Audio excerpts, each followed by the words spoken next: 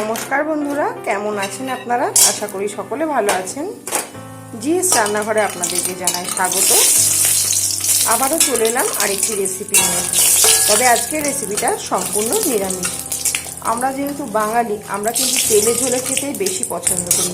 কিন্তু যা গরম পড়েছে, এই গরমে আমার মনে হয় এইরকম সবজি যদি বাড়িতে বানিয়ে নেওয়া যায় তাহলে কিন্তু আমাদের শরীরের পক্ষে খুবই ভালো। তো চলুন দেখে নেওয়া যাক আজকের রেসিপি। আজকের রেসিপির জন্য আমি সবার প্রথমেই বড়িগুলো ভেজে নিচ্ছি। আর হ্যাঁ, আমার ভিডিওটি পুরো দেখার অনুরোধ রইল। আর আমার চ্যানেলে নতুন বন্ধু হয়ে থাকলে চ্যানেলটি সাবস্ক্রাইব করার অনুরোধ রইল। বড়িগুলো একটু বেশি লাল করেই ভাজলাম, যেহেতু তরকারির মধ্যে দেবো। এবারে বড়িগুলোকে একটা পাত্রে তুলে নেব। বড়িগুলো ভেজে নেওয়ার পর কড়াইতে সর্ষের তেল দিয়ে দিয়েছি। এবারে ফোড়নে দিয়ে দিচ্ছি 5 ফোড়ন, আর দিয়ে দিচ্ছি চেরা কাঁচা লঙ্কা।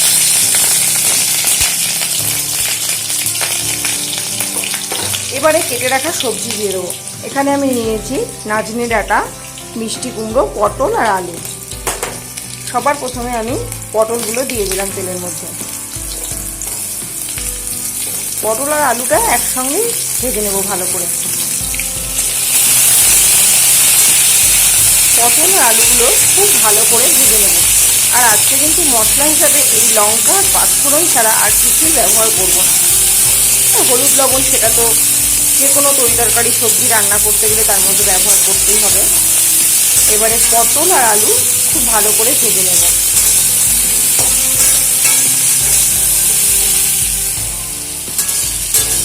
পটল আর আলু কিন্তু সামান্য ভাজা ভাজা হয়ে গেছে।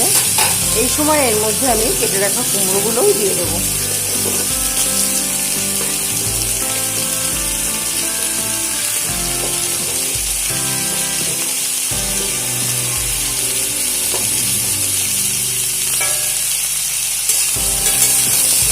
আবারও সমস্ত সবজি একসঙ্গে খুব ভালো করে ভেজে নেব।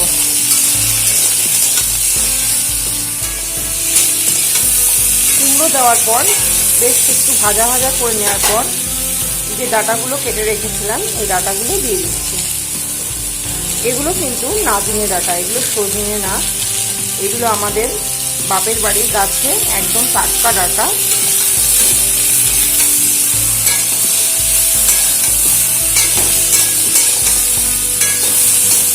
আবারও খুব ভালো করে একটু ভেজে নেব।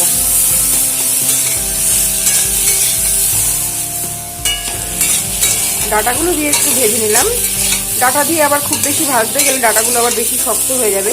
সবজিগুলো মোটামুটি খুব ভালো করে ভেজে নিলেই হবে। ডাঁটাগুলো দিয়ে মিনিট 3 মতো নাড়াচাড়া করে ভেজে নিলেই হয়ে যাবে। এবারের মধ্যে দিয়ে দেবো ভেজে রাখা বড়িগুলো দিয়ে দিলাম, আর দিয়ে দেবো পরিমাণ মতো জল। পরিমাণ মতন জল এর মধ্যে দিয়ে দিলাম, আর দেবো স্বাদ অনুযায়ী লবণ, আর দেবো পরিমাণ মতন হলুদ গুঁড়ো।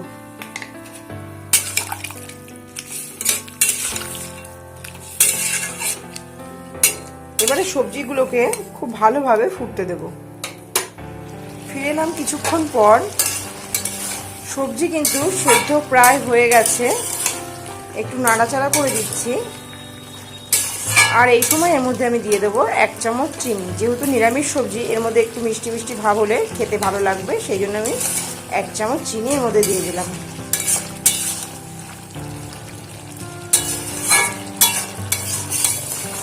আর 2 থেকে 3 মিনিট মতন আমি এটাকে ফোটাবো, ব্যাস, তারপরে আমি নামিয়ে নেব।